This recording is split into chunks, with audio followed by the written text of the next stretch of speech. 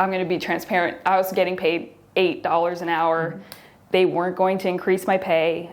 Even the full-time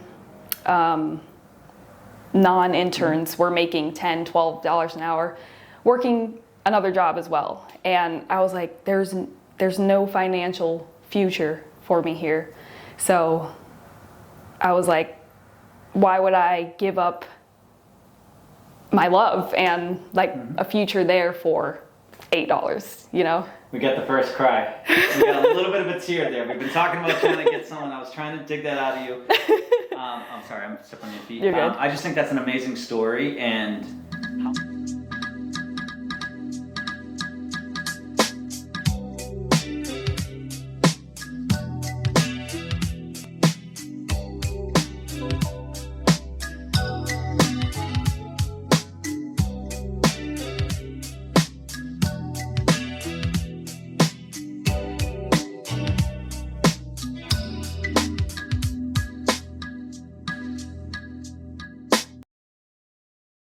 hey, what's up, everyone? Welcome to the Compound Mindset podcast. This is episode 15. I'm here with Giselle.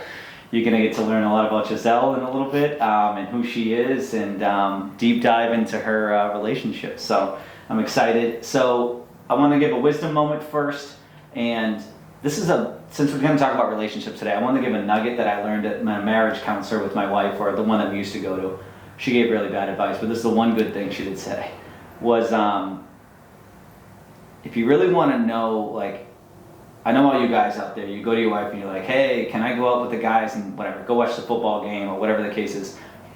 Instead of just asking what you want to do, ask your wife, hey, how do you envision the night?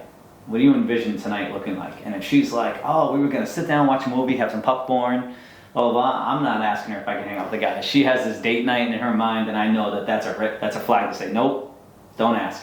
But if she's like, I didn't really think much was going on, now Lisa actually knows because we were in therapy together, and she goes, you can go out with your friends, but honestly, once in a while, she says, honestly, I need your help. Do you mind standing around the house? Or I've had this that I want to do, and she'll be truthful and honest about it. So that was probably the only good nugget I learned from that therapist. But so Giselle, let's hop in real quick. The 6 areas of the compound mindset are health, wealth, relationships, which we're going to dive into, faith, personal growth, and making the world a better place. So this is Giselle Adamczak. This is Jake's wife, and thanks for joining me, Giselle. Thanks for having me. I'm excited to be here. Yes, I'm excited to chat with you and get to know some things that I can hold over Jake's head. No, I'm just kidding about that. I do have one question. Did you already tell Jake about that snippet that you learned in therapy? I don't know if I did. Because I feel like he does use that on me. Oh, does he? Oh, then yeah. I did tell him, yeah. Yeah. But Does it work? Yeah, it's good. Right. Because, sometimes I do need some help or just envision the night together, but other times I'm like, yeah, go ahead. I'm going to be busy doing other stuff, and you enjoy your night. Well, with 2 jobs in school, you probably, if you do have time to spend with him, I'm sure you're like, no, you're keeping your ass here. Yes. Newlyweds are hanging out, but I'm glad he uses it. No, it does work. I love it. All right, I like to ask all the guests this, and I want to know, like, who is Giselle? Good question. So, recently a wife, I'm a sister, a daughter, and I think a friend to many. I enjoy playing soccer, working out. I'm currently in school for my master's in data science and analytics. Recently started a interior design and furnishing company. Which she's badass. She's done a couple of our properties. And yeah, that's a little bit about me. Awesome. Well, we're going to dive deeper into you. Okay.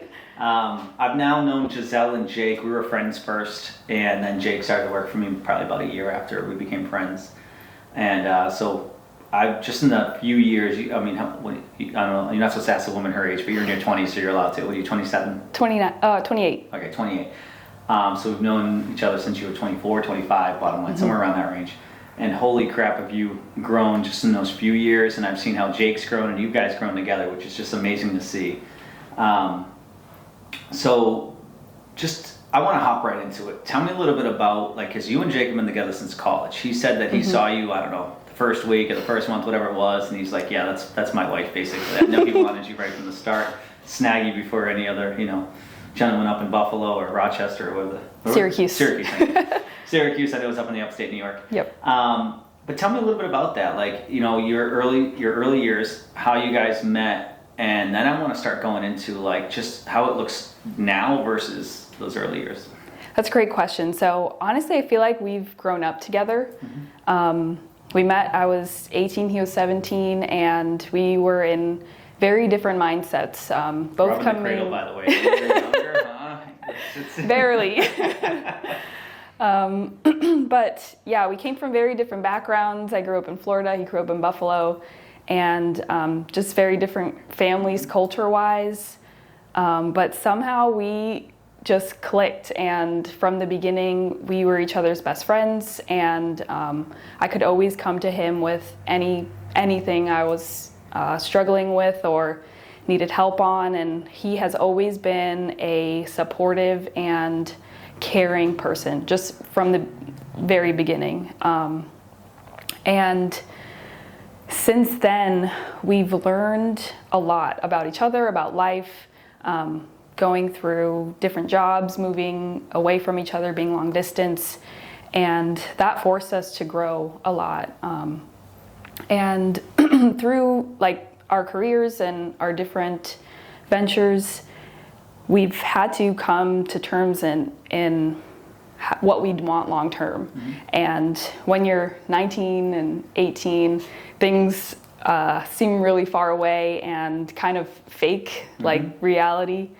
But growing into our 20s, like we've talked about everything from kids, homes, financials, and early on we trusted each other financially, and I think that made a big difference in our relationship even before we were married.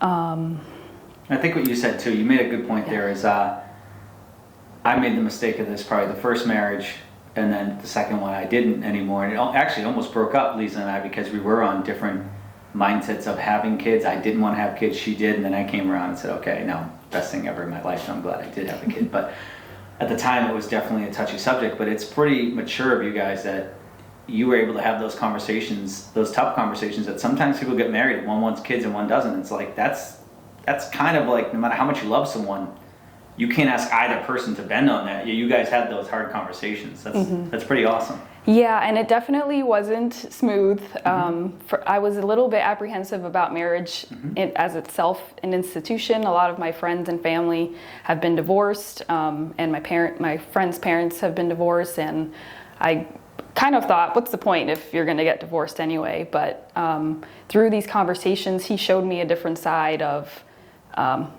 like you said, mindset, and how you don't have to be what your past was or what you've seen before.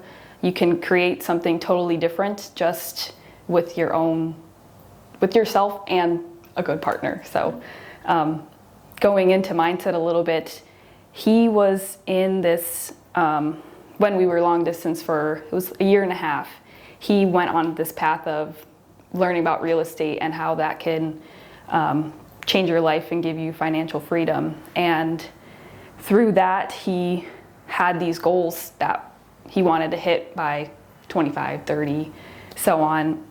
And I was in a completely different mindset of, I need to just get a job, work, and that is what you do. That's what everybody does. So that was a little bit of a struggle for me to see his vision. And once it's hard to say, but like once I bought into it and said, okay, can we curse on here? Like, fuck it, let's do it. Like, yes. I'm all in, and that has opened so many doors for me and us combined.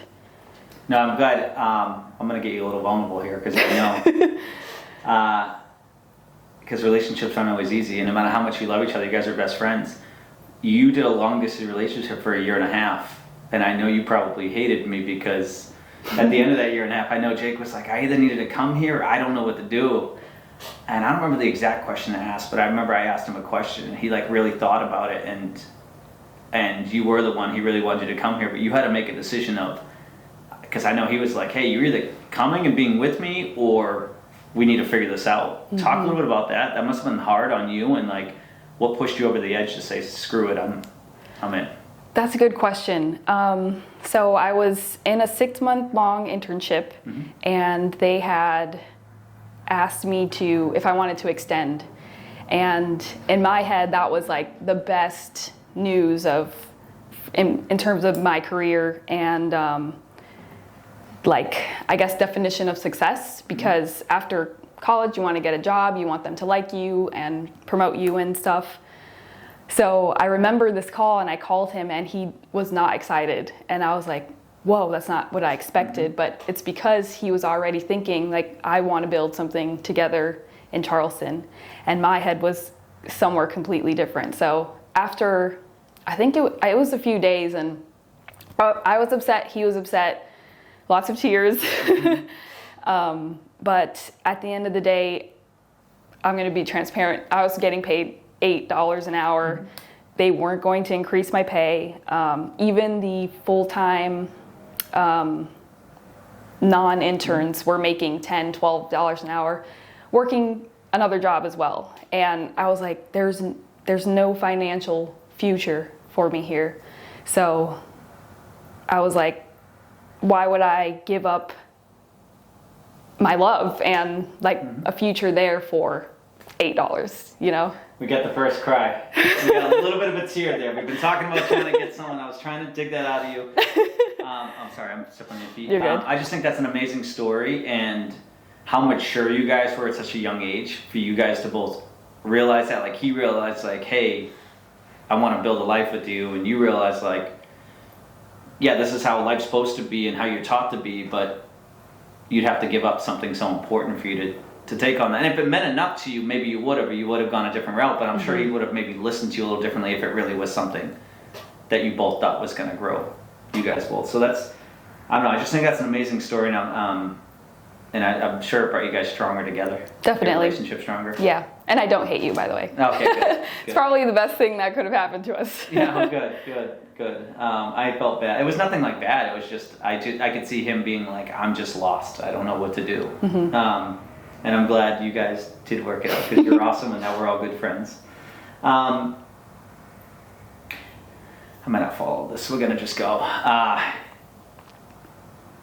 I've seen big changes from you, and I don't know if you could pinpoint it to one thing, but I know you started, as you mentioned, you started listening and like seeing Jake's mindset and started like paying attention to that and being like, oh, how are you learning this? And I know you started coming to masterminds, but like, was there one pivotal moment, or were there a few different things, or were there a few different people that helped you start to see things differently?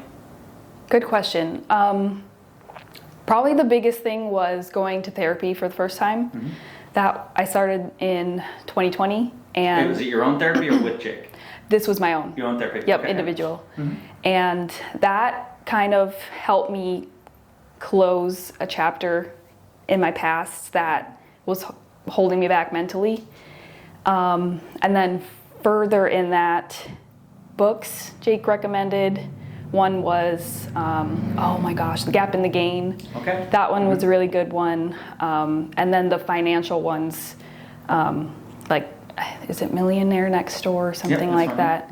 And then Rich Dad, Poor Dad. So those were like the financial ones. And then listening to podcasts, and honestly being in rooms with people like you and Lisa, and just seeing how you guys operate, one as a couple and two as entrepreneurs. I had never seen anything like that before, so a few things there. Oh. Yeah. No, and I love that. You did self-development first to get your mind right before you knew you could take the next steps in relationships and grow that area of your life. So again, she's 20-something years old, doing like, and this is the way you're thinking. You're thinking like, people who have so much experience. I always say that about you and Jake. You guys are just years ahead of your time, most of the time. And then I got chops about the bills and stuff. But other than that, you guys are years ahead of your time most of the time. It's just amazing how you guys operate. So tell me a little bit. Let's go a little bit past that. So you go to therapy, you get your mind right, you put the past in the past, which is awesome. and I've met part of your past. I've met your mom and your dad. Oh, your mom's awesome. Your dad now and your sister and stuff. They're such great people, but I see they're all different dynamics. And I grew up in a household too that's different dynamics and all stuff. So I understand how that, like you said, the way you grew up, your mentality, our school systems tell you what you're supposed to be and all that stuff. So it's hard to step away from that box. So now you've gone to therapy, you put that behind you, you've read some books. To where you're at now, you are an entrepreneur yourself with your own business. You are going to school to follow your science background, which is something that you're passionate about. I mean, it's pretty cool, all the things that you're doing. So talk a little bit about, like, from that moment to now where you're at and starting to think like an entrepreneur. What was that journey like? Good question. And because we're talking about relationships, and I could not have done any of this without Jake. He has been my number one, like, supporter, cheerleader, anything I have ever needed. He has been there and encouraged me through it all. I remember even last year I was always saying, I'm an entrepreneur. I never want to be like the entrepreneur, start my own business. And he was like, well, why not? And I didn't have a good reason, to say, I don't know, I guess, why not? Yeah. If they can do it, I can do it. And it's taken a lot of hard work, patience. It hasn't been linear at all. And what was your other question? No, just like how you've evolved from then to now, and like where you're at now with, like you said, like you were talking about, like you have your business and you were like, hey, why not? I could be an entrepreneur. Just just talk about just that journey. And like, so Jake gave you this wisdom. I guess he challenged you on questions. He made you think about, like, he basically, what it sounds like he was doing was pulling away your limited beliefs. Oh, yes. For sure. Yeah, we talk about limiting beliefs a lot now. I feel like it's a joke now, but then it was almost, sometimes I felt like it was not a dig, but like, oh, why would, like, almost like an attack. And that is, in and itself, is a limiting belief. And to shift that into, well, that's holding you back from your fullest potential, it just opens up a whole nother world that I didn't know existed. And it seems like almost like blinders coming off. Yeah. That's what I feel like this journey has been.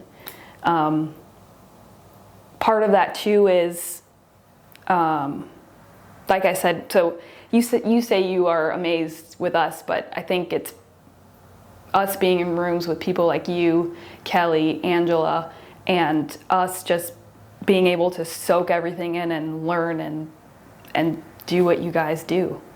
Yeah, or try, at least. I feel like you and Jake are so into personal growth as well, like just growing yourselves and open and being vulnerable too. Learning and growing, which, I mean, you can tell me if I'm wrong, is probably a key reason why you're at where I feel like, and tell me if I'm wrong here, your mind shifted from this is your thought process, the way to think, to, hey, I'm okay to be vulnerable. I don't know everything. Let me be in these rooms, let me learn stuff, and I'm open to learning. And I feel like I've been like that too. I mean, we probably all were like that. Like, hey, who are you? Like, I don't want to learn. This is my thought process. This is the way I think. And to start thinking in a whole different manner and just being vulnerable and open up your mind to that is just an amazing experience, right? Yes. And then Jake was able to show you that, yeah. At first, it is definitely scary to say out loud, I don't know everything, because you never want to be like, that open and vulnerable, because in other rooms, I don't know if this is true with you, but I feel like in other rooms I've been in, people put you down for that, and you're looked down upon for asking a dumb question. But in all of the rooms that I've been in with Jake and you, it's like you ask a dumb question, but someone's there to answer you and say, but also here's your next step, or maybe you can go on this path. And everyone has been so generous with their knowledge. There's no like maliciousness, at least that I've encountered, which is helpful. A lot of that is, a lot of that is the other rooms. People have scarcity mindsets. You're a competitor. You're a challenger. If you're in a work environment, they're trying to get the same raise as you. They want to be ahead of you. So it's easy to put someone down. And the cool thing about the rooms that we've been in here, and I haven't really experienced it to this degree either, is that it's abundance mindset, and everybody wants everybody's.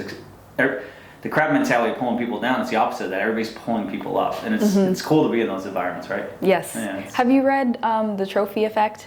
I have it on my Audibles as one of my books to read, listen to. Yeah. That one was really good in wrapping your head around every one of us is connected, and for you to have more means I'll have more, and it goes hand in hand with the abundance. It's like, why would I put you down? And it's almost like a mirror. If I put you down, I'm essentially putting myself down. But if I build you up, I'm building myself up. There's no need for negativity, I guess. No, I love it, because you're absolutely right. I think when people push people down or say those comments, I mean, I have a hard time with it. I'll post something on social media and someone will say something about me. Like, I remember when the Business Insider article came out about me, and the first thing I read was someone saying, oh, his parents must have given him money or whatever the case is. And I'm like, and it frustrated me. I'm like, but I got to put myself in their shoes. Obviously, they're not happy with their life. They're not in a good place. So that's why they're saying that. So don't let it bother me. It still bothered me, but don't let it bother you, type of deal. And it's so amazing on people that are happy with their life, and it doesn't mean everything's going well. It doesn't mean that everything's perfect and there's issues, but they always look at it from a positive point of view with that growth mindset of like, hey, how is this going to help me grow, rather than a fixed mindset of how it's going to, comparing it to other people. So it's cool being in those types of rooms of just when people have growth mindsets and they help you grow and help pull you up. It's just an amazing feeling. And I know you've been starting to get more of those rooms. So tell me a little bit, I want you to tell me a little bit about those rooms. So you've been in a few masterminds now and you're starting to go to a few of these things. Tell me, like, how do you feel about that? Like, at first I was definitely intimidated. And I felt like I didn't deserve to be there because I didn't have my own business. And we were just getting started in the real estate area. So I was like, what am I doing here? They're not gonna, like, I can't give value to anyone. I felt like I was taking up somebody's space, but through work, reading, and being vulnerable with myself and others, I can provide value, and I can also, like, I deserve to be here on earth. I deserve to be in the room that all of these entrepreneurs are in. Everybody had to start from somewhere, and I can't compare my chapter 2 or 3 to somebody's chapter 40 or 45. But I can definitely learn from their chapter 45. I love it. It's imposter syndrome, and we all get it at some point. I feel like every time in my life I'm starting to level up, the imposter syndrome kicks in again. Who are you to level up? And I don't know if you continue to feel that, but I still feel it. Every level I grow, the imposter syndrome kicks in. You just gotta smack it and say, get out of here. I'm not allowing it to take over. Yeah.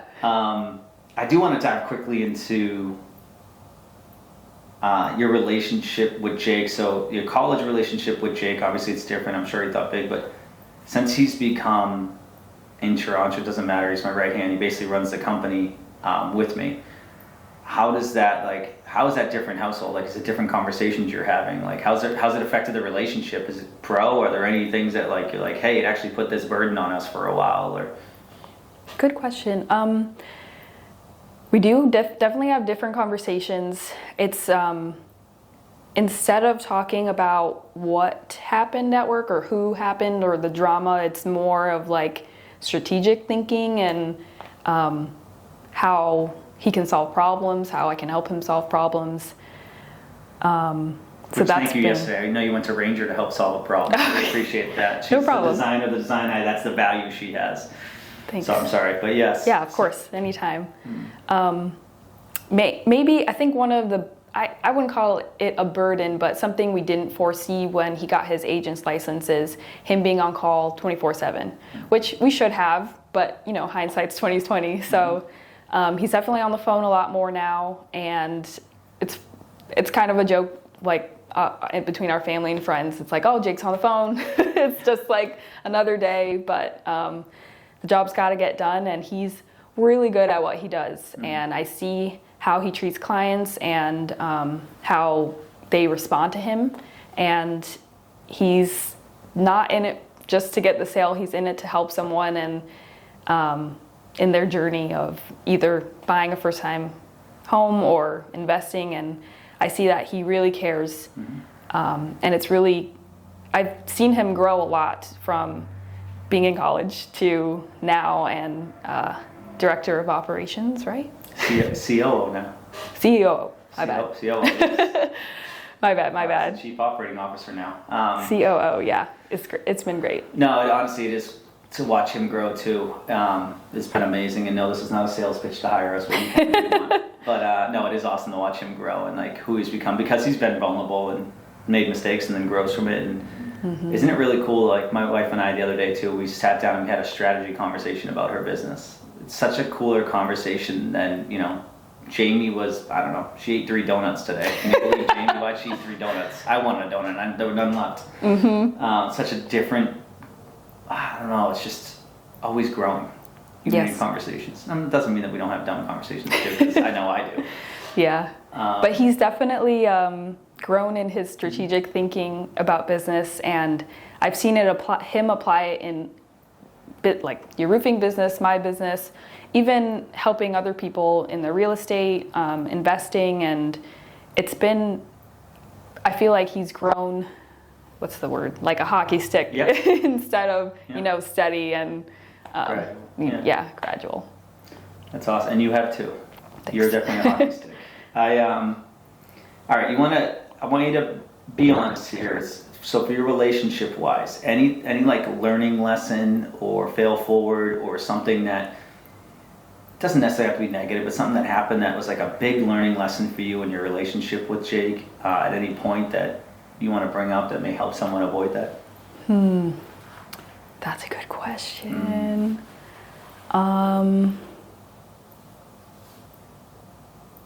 It could be anything. It could be like when you were a little bit younger, because I know you were young when you fell in love too. You were in college. You guys were doing that. Like maybe it was a point there that you were like, hey, check off these boxes or whatever it was. Like it could be at any point in your life. It doesn't have to be now, but. So does it have to be an event or can it be a theme? It's whatever you want it to be. Okay. I guess the biggest thing for us has been communication and honestly being vulnerable and open, even if we're a little bit embarrassed. Like, now I want an example. Yeah, I'm trying to think.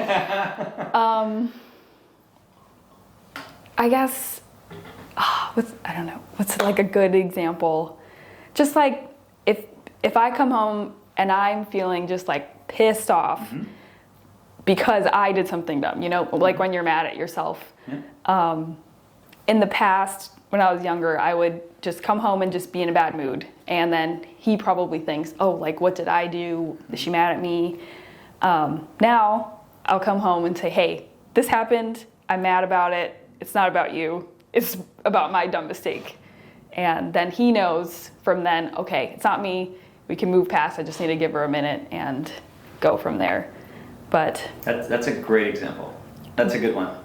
Because we all do it, and especially as a guy, we want to solve problems. So then we dig deep into what your issue is, and we want to solve it. Yes. And basically, by you saying that, it's like, hey, you don't have to solve it. Just give me some space. That's good relationship advice right there. I love it. I want to hop in real quick. Let's just talk about your, family relationships and all that. So how has that? I won't go too deep into it, but like you said, you had to put some past in the past. That's fine.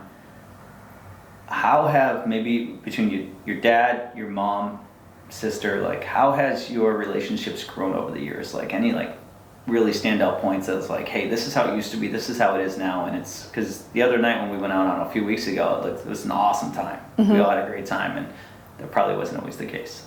That's a good question. The biggest change has definitely been between me and my dad. So my parents are divorced, and I held a lot of resentment against him for a lot of my childhood, and some of that was, I don't know, justified, but a lot of it was just within myself. And going to therapy, my therapist helped me realize, hey, the only person that this resentment is hurting is you. Like, I didn't talk about it with him. I never told him how I was feeling, and it was bringing me down and only me. And with that, I was making some people around me not so happy because I was not happy. So through that, it was like I had two choices. I either forgive him and move on from there, or I don't forgive him and don't talk to him ever again. Like, that's my choice. We're adults. And I was like, he has given me no reason not to trust him in this, as I've been an adult and I'm nearly 30. He doesn't have to have a relationship with me, but he has consistently throughout the years reached out, happy birthday, how's it going this week? And once I let those walls down, our relationship has really flourished, and I feel really grateful, and I'm gonna cry now.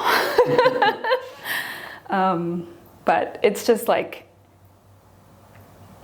I just wish I could tell like teenager Giselle, hey, it's gonna be okay, and it's only gonna get better from here. Don't cry because you're gonna make me tear up. I know. It's contagious.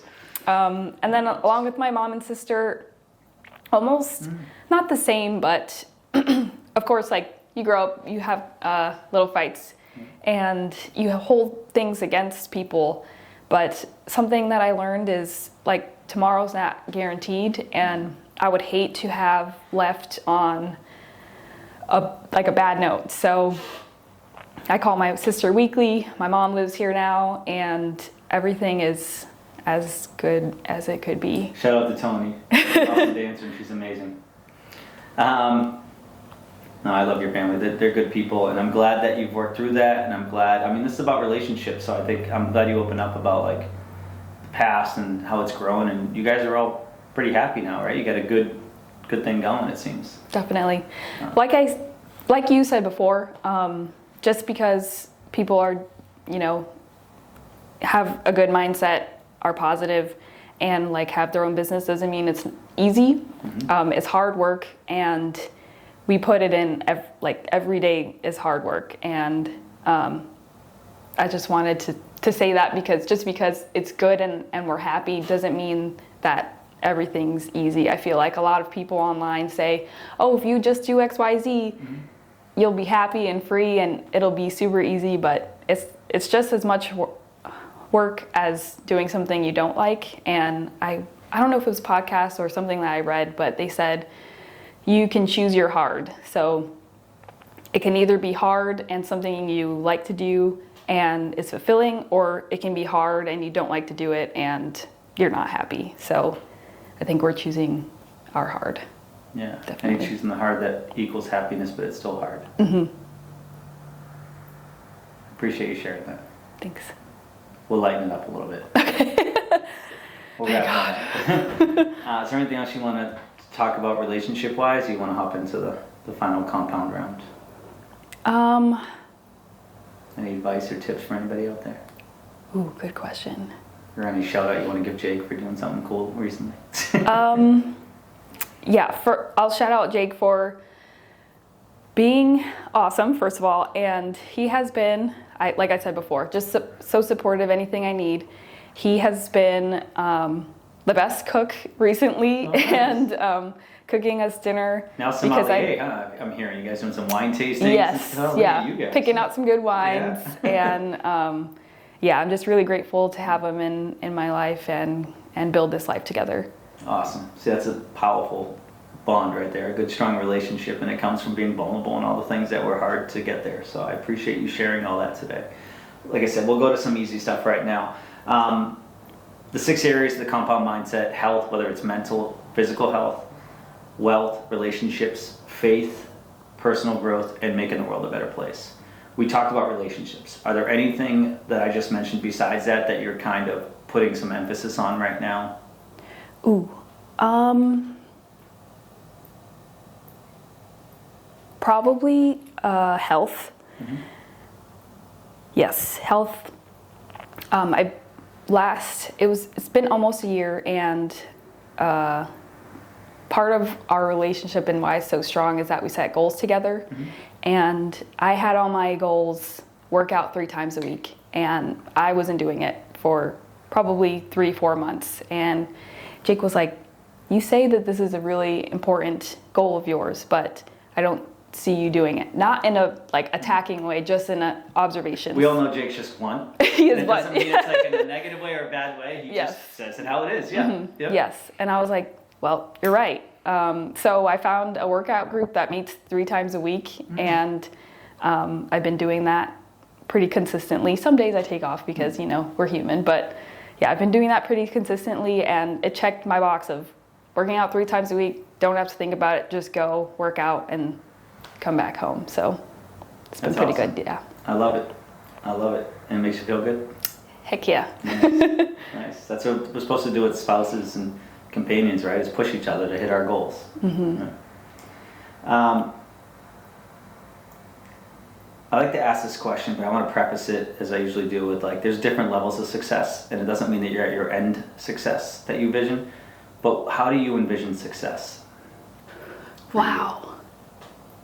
That's a hard question.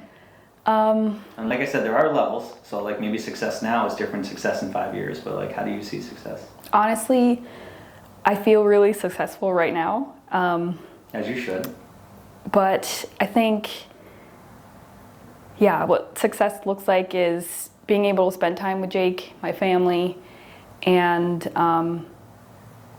having meaningful work, putting good stuff into the world, and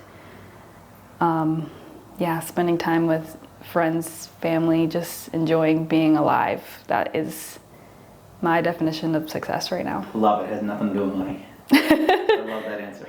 Thanks.